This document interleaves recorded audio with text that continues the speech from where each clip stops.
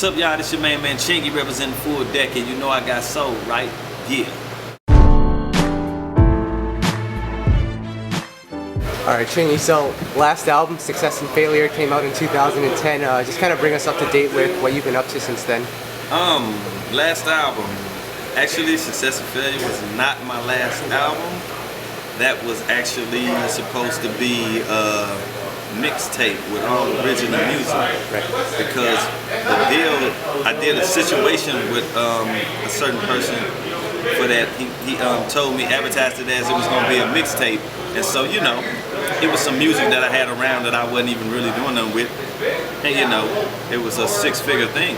So, you know, I decided to do it. Cool. And so they advertised it as an album when it wasn't originally on paper supposed to be an album. It was just kind of a mixtape with original music.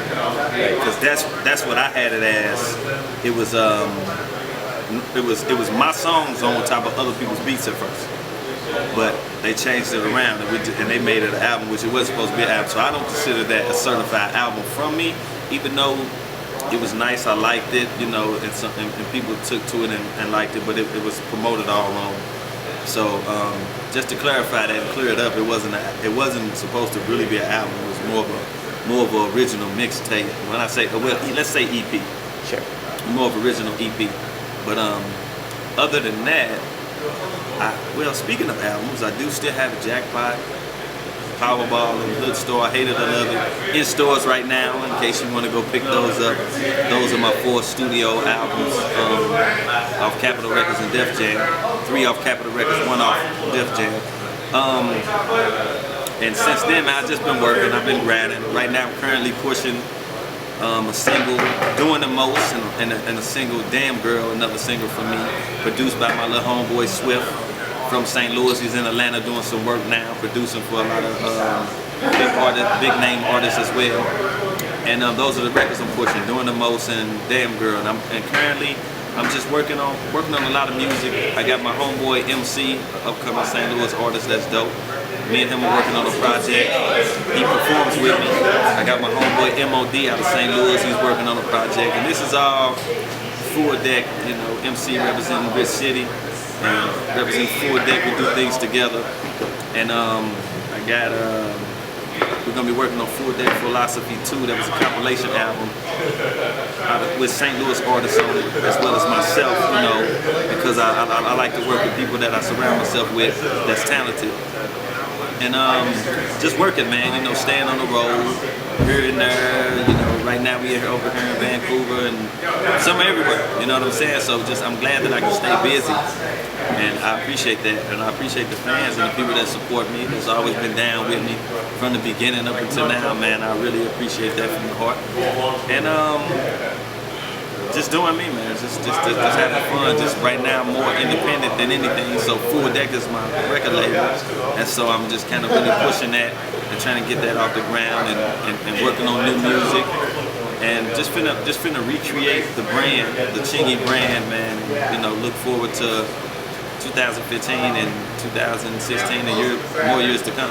Right, and of course you mentioned you had a situation with Capitol, had a situation with Def Jam, so now of course you're doing everything independently. What's that transition been like, because you don't have that backing anymore? That transition, not having that machine backing anymore, it can be difficult because you're doing everything yourself. I'm more involved in so many things now that when I was with the record labels, I didn't have to worry about. You know, I didn't have to worry about, you know, putting the video together. I didn't have to worry about putting these events together, TV, and just a lot of stuff.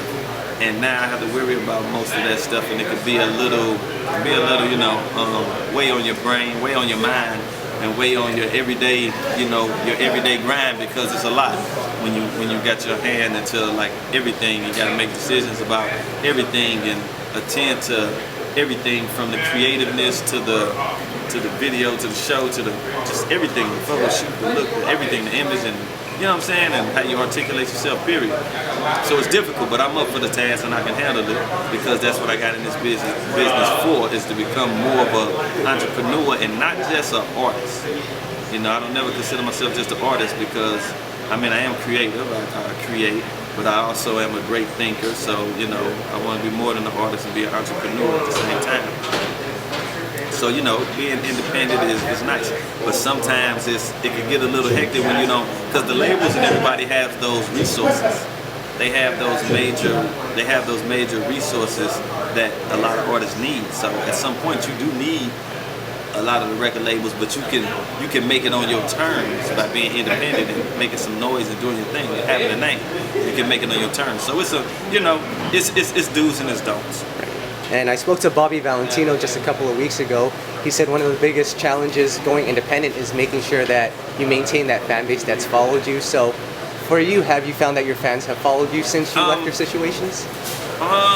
One of the biggest challenges in being independent, I would agree with Bobby, maintaining that fan base can be difficult, because when you're seen in a light, when you had a machine behind you, hearing you on the radio constantly, seeing these videos constantly, and let's keep in mind, I'm speaking of 04, 05, 06, and 07, and a lot of those years when you had the TRLs and the 106 and Parks and all of that, when people paid more attention to that. But now everything is kind of socially and on the internet. So when you go from being heard on the radio all the time, videos being sent on TV all the time, being on David Letterman's show, Jimmy Kimmel, you know, and a lot of those TV shows, to, you know, doing things a lot socially and just doing things socially. You got some people that don't really identify with the social world who still listen to the radio and listen to things like that, look at TV, so they wonder, like, where you at? So those fans, you know, it can be hard. I agree with Bobby, it can be hard to maintain that fan base, but you just got to keep working. Right. And of course, you've had a lot of great records over the years. Your fun records obviously do a lot of damage on the charts, but I found that a lot of the fans have really followed you because of your R&B collaborations that you've done. Yeah, well, I have a lot of fun, like you said, fun records. I'm into making records that, you know, put you in an enjoyable mind state and just having fun and good vibes and positivity. And my R&B records always reflect situations in my life that were real about dealing with women. So when you hear those records, it's always a real situation. I think that's why those records come out so good, because they're realistic and intimate. Because in my life, when I'm dealing with women, that's how I am, sensitive and intimate with the women until they Right, and just talk about the formula with those records and if that still works in today's industry, because R&B isn't really as prevalent as it used to be. Do those records still work in this industry, the R&B records, that as far as what I came with? Well, when you're talking about a woman in a good way on a record, that's gonna work. Women love to be talked about. Women love to be talked about. In relationships, women love to talk and they love for you to listen. So when you're an artist and you're making music and you're talking about women in a good way, that's when they want to listen, because they love to be talked about. So those records are always going to work. And I got some more records in store just like that, that's super hot. And you know, when you look at the business and you see the people out there that make those type of records, it can be a lot of R&B dudes that really get away with those type of records. A lot of rappers or artists or whatever, rap artists, some of them don't get those records across the best. You got some that can, but you got some that just don't get those records across the best. And I happen to get those records across really good. But I think for me, it's pretty much, it ain't went nowhere. And then as far as, you know, just to create a process behind your R&B collaborations, how involved were you with not just choosing the artists that you wanted to collaborate with, and even just the writing and the hooks and all that? How creative? Actually, how involved I was with choosing the artists and the creativeness on the records, very much involved. The song I did with Janet Jackson, Just Me and You, I wanted her on that record.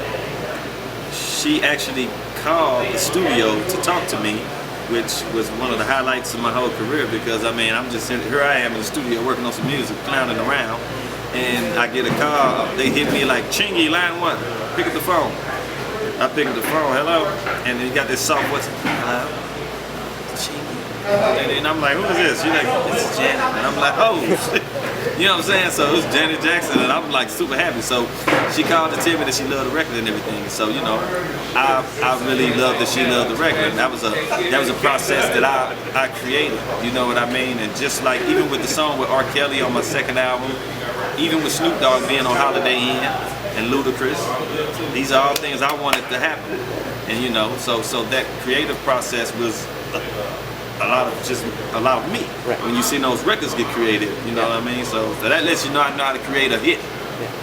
And to say this as well, even before all those records when I collab with people, right there was just me. That was the #1 record in the country, so that lets you know I don't need nobody to create a hit. I just, you know what I'm saying? But it's all good. Now, would you say that those collaborations with those R&B artists, like talk about your background in R&B, was that something you were influenced by growing up as well? My background in R&B, where I grew up in a household, I grew up in a family, both sides, my mom and daddy. I grew up listening to a lot of the older music, Temptations, Marvin Gaye, Isley Brothers, Wilson Pickett, James Brown, you know, a lot of the older music, Parliament, Funkadelic, Earth, Wind and Fire, like a lot of that, Nita Baker, Luther Vandross. I mean, this can go on and on. Michael Jackson. Michael Jackson was actually the person that made me want to start entertaining, period. You know what I'm saying? So the reason I'm Chingy right now is most likely because of Michael Jackson. And sometimes when you listen to my music, you can hear it. Because I always, when I stress, like when I say, like I say go, and I say go, or ho, and it's, you think of Michael Jackson, ho. And I have to take that into consideration that's probably, that comes out because of that. Right. You know? And so, that's what it is. You do all these shows now, you're on tour. You know, what do the fans want to hear from Chingy? Do they want to hear the fun records, or do they want to hear the R&B collaborations that you do? Well, these days, I think what the fans want to hear from Chingy is Chingy being Chingy. Chingy changes with the time, but don't let the time change Chingy. And what I mean by that is the sound of today, I could take that sound and make it mine and be Chingy and still do that sound. You know, you got a lot of artists out here who follow trends. They not original. They're not trendsetters. They follow the trend. Well, from the first time that I came out, I was a trendsetter. And I go all across the world and you hear people saying, oh, say right there. Or, you know, that's trend-setting stuff. When you can go across the world and everybody knows you from a word that you came out with, and you just say different. And this is how I talk. And they know me from that. And they not just that word. They know me from a lot of my records too. It's classical records. You know, this is not the era I came out in was not a fad era. That's why I was so successful, because I was original. So with a lot of artists out here that like to follow behind people, I would have to say to those artists, be original, because that's what takes you to the top, and that's what gets you success. When you invent something instead of following something, invent. That's all that I got for you. Anything you'd like to add? Hit me up on Twitter at Chingy Jackpot. Hit me up on Instagram at The Real Chingy Jack. Hit me up on Facebook, /Chingy Bailey.